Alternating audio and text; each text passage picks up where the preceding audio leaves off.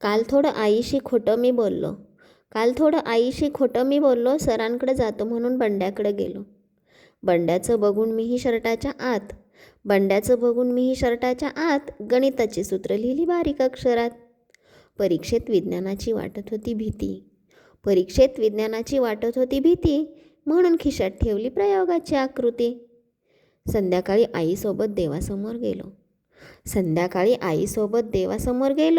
रोजचे श्लोक म्हणताना सारखं अडखळलं. आई म्हणाली आज तू असा का दिसतोस? रोजचे श्लोक म्हणताना सारखं अडखळतोस. तेव्हा मात्र खरं सांगतो रडावंसं वाटलं. कुशीत शिरून आईला खरं सांगून टाकलं. आई म्हणाली स्वतःहून कबूल केलंस आता हलकं वाटेल.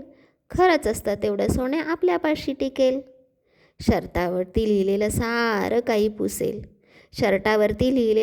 काही पुसेल. खरंच असतं तेवढं सोने आपल्यापाशी टिकेल.